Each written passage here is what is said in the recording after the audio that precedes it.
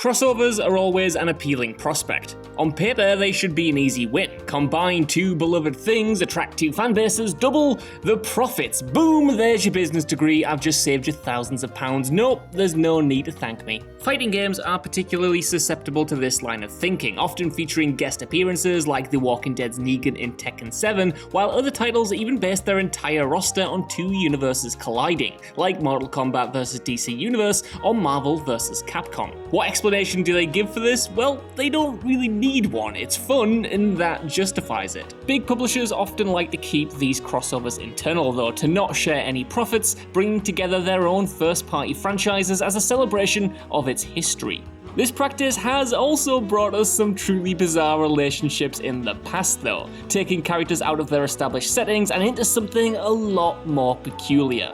I'm Josh from WhatCulture.com, and these are 11 video game crossovers you won't believe happened. Number 11, Fight Night Round 2, Little Mac. EA's presence on Nintendo consoles has been severely lacking in recent years, bringing little more than their annual FIFA entries until recently striking a new partnership.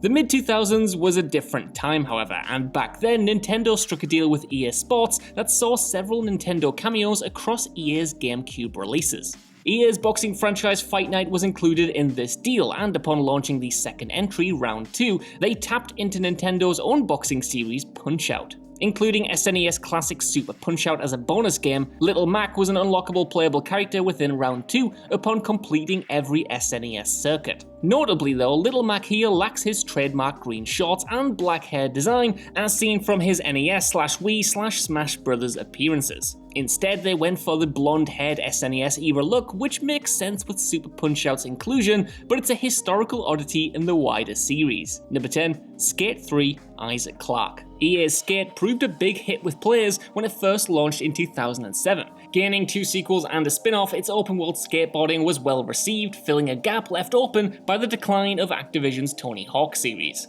Fans have been crying out for a 4th entry ever since, and I'm finally pleased to say that it is indeed coming back. Oi oi, pop the champers, get the booze out, Skate 4's coming.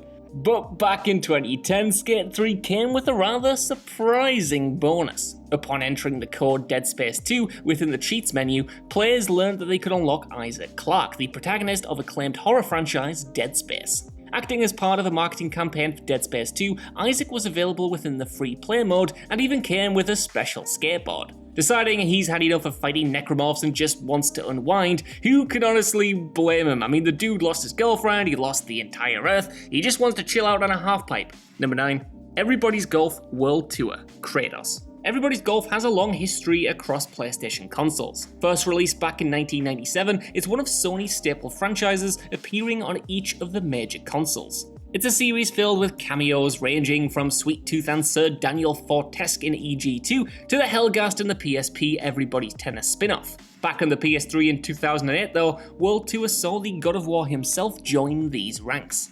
Sporting the most impractical golf clubs I have ever seen, KRATOS was made available as a DLC character several months after launch, eventually joined by Little Big Planet mascot Sackboy. KRATOS is certainly no stranger to cameo appearances himself though, appearing across kart racing, multiple fighting games, and even as a secret Shovel Knight boss. It's not completely surprising that he would show up on the fairways as well. Number 8, Shin Megami Tensei 3, Nocturne MANIAX, DANTE. Shin Megami Tensei might have been overshadowed by its spin-off series Persona in recent years, but it still remains Atlus's flagship series. First launched back in 1987 with Digital Devil Story Megami Tensei, its main entries last saw release on the 3DS, and fans are now patiently awaiting the 5th entry on Switch. Back in 2003 though, SMT saw its 3rd main entry release on PS2 with SMT Nocturne. Playing an aimless protagonist, he finds himself turned into a half-demon known as the Demi-Fiend, occurring amidst an apocalypse known as the Conception, all of which was triggered by a sinister cult. It launched to critical acclaim, and 1 year later it received a director's cut called MANIAX. Restoring cut content, it featured a surprise guest appearance from Devil May Cry's Dante, finding himself tasked with hunting down demons, and unsurprisingly, you are on the list. Rather than just a cameo though, Dante actually takes on a more significant role within MANIAX's story, becoming a permanent addition to the Demi-Fiend's party, something he takes great amusement in. Number 7. Konami KRAZY Racers, Konami's biggest players. Mario Kart's arrival back in 1992 defined the kart racing genre. With its simplified racing mechanics, it inspired many publishers to copy this formula outright with their own franchises, but Crash Nitro Kart aside, most of these reviewed poorly, giving the genre a reputation for cheap cash-ins. Back in 2001 though, Konami wanted in on the action and released Konami KRAZY Racers for the Game Boy Advance. Playing similarly to Super Mario Kart with an item system, collectible coins, and cartoonish design, it included 12 playable characters. Drawing from their existing franchises, this approach mixed together Castlevania's Dracula and Metal Gear Solid's Grey Fox, alongside further representatives from Gradius, Twinbee, and more. It made for a bizarre mashup, but unlike many kart races, it turned out to be a thoroughly enjoyable game. It's genuinely pretty decent. Number 6. Metal Gear Solid Peace Walker, the Monster Hunter event.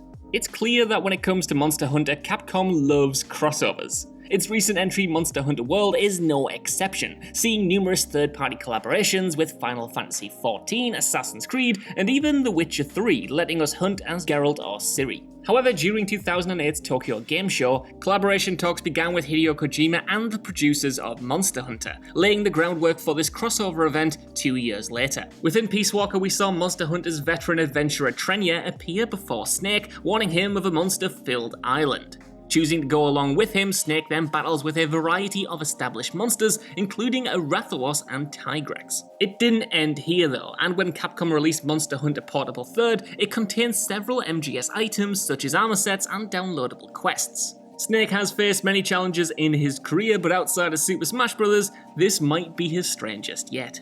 Number 5. Street Fighter X Tekken, PAC-MAN. Capcom's Street Fighter X Tekken was a controversial game when it first launched in 2012.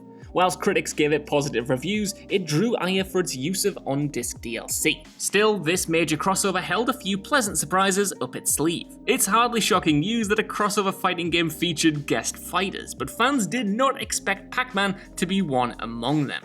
Whilst he's since gone on to appear within Super Smash Bros., Street Fighter X Tekken uniquely equipped him with a Mokujin mech, making him a standout entrant within this roster. One of 5 guest characters, he remained exclusive to the PS3 and Vita versions and was joined by a quite frankly terrifying MEGAMI, infamous protagonist Cole McGrath, and Sony's Japanese mascots Toro and Kuro. Number 4. NBA Street V3 and SSX on Tour, the Nintendo mascots. Alongside Fight Night Round 2, Nintendo and EA Sports' agreement crossed over into 2 additional releases. Both coming out in 2005, NBA Street V3 and SSX on Tour also contained exclusive content in their GameCube releases. Little Mac was an appropriate choice for Round 2, fitting the boxing theme, but Nintendo lacked an equivalent basketball franchise, and 180 Degree Avalanche's characters were not exactly memorable. As such, they decided to utilize their most iconic franchises, and both games included Mario, Luigi, and Princess Peach as playable characters. Taking this one step further, V3 included a Nintendo Court, whilst SSX modified its last course slope to become Nintendo Village, utilizing iconic Super Mario Bros. Imagery such as mushrooms and fire flowers. It added an extra element of fun, and honestly, who doesn't want to see Shaquille O'Neal up against Princess Peach? Number 3. SimCity Bowser. When SimCity first released back in 1989, its success established the urban simulation genre. Developed by Maxis, it let you create cities that start from a mere patch of land, giving you a whole bunch of things to stress and worry about, as if you didn't already have enough things to stress and worry about in your regular life. This growth doesn't go unchallenged, however, and to keep things interesting, Maxis implemented a disaster system. Depending on which SimCity game you play, this can range from natural disasters like earthquakes and tornadoes to something a little bit more bizarre, such as zombie outbreaks. SimCity 1989 featured a set of monster attacks, but upon its SNES port, this aspect was changed. Developed and published by Nintendo, one of their new additions changed this monster design to simply be Bowser. Monster events still played out exactly like before, so the sprite change was purely cosmetic, but a 75-foot Bowser invading your city remains a terrifying thought to this day. Number 2. Animal Crossing New Leaf, FELYNE. Before we had Monster Hunter World, there was a time when Capcom's flagship franchise stuck closely to Nintendo. Monster Hunter Tri was exclusively released on Nintendo platforms in the West, while Monster Hunter 4 never left the 3DS. bringing numerous spin-offs alongside these to 3DS. One such game was Monster Hunter Stories, a turn-based RPG. It came with a series of 6 amiibo, Nintendo's NFC figurines, and whilst they remained exclusive to Japan, their use extended beyond stories. As part of an Animal Crossing collaboration, Happy Home Designer saw the introduction of FELYNE, a new character based around Monster Hunter's cat-like sapient monsters of the same name. Brought in as a DLC character, FELYNE is one of AC's more laid-back villagers and, uniquely, is the only third-party villager to date. Later added into New Leaf through its welcome update, it remains to be seen if he will return in New Horizons. Number 1. Everything. The Terminator. At this point, it would almost be more accurate to name the games that haven't featured some kind of Terminator crossover over the past couple of years. This indestructible killing machine has followed players around like a bad rash. It's kind of like the gaming equivalent of that guy you always get stuck at with parties. You know, you're there rubbing shoulders with them on the couch as they talk to you about their politics society, and you can see the person that you actually fancy in the distance going away with something else, and then you start wondering, is this actually hell? Has someone conspired to put me in this situation just to watch me flounder and be punished? Why? No? Just me? Anyway, this is the exact same thing, only imagine this person is now made of metal. Terminator characters started showing up in every game in 2019 to tie into Terminator Dark Fate, popping up in Mortal Kombat and Gears of War. Just when we thought the results of that promotional campaign were in and the whole thing was done though, Ghost Recon Breakpoint of all games announced its own Terminator expansion, so late after the fact that it almost seemed like a joke. So where will Arnie pop up next? Marvel's Avengers, The Last of Us 2's DLC? Will there be a PS5 released with his face on? Only time will tell. So that's our list. Want to know what you guys think down in the comments below. Are there any crossovers crazier than this lot? And while you're down there, could you give us a like, share, subscribe, and head over to WhatCulture.com for more lists and news like this every single day. Even if you don't though, I've been Josh, thank you for watching, and I'll see you soon.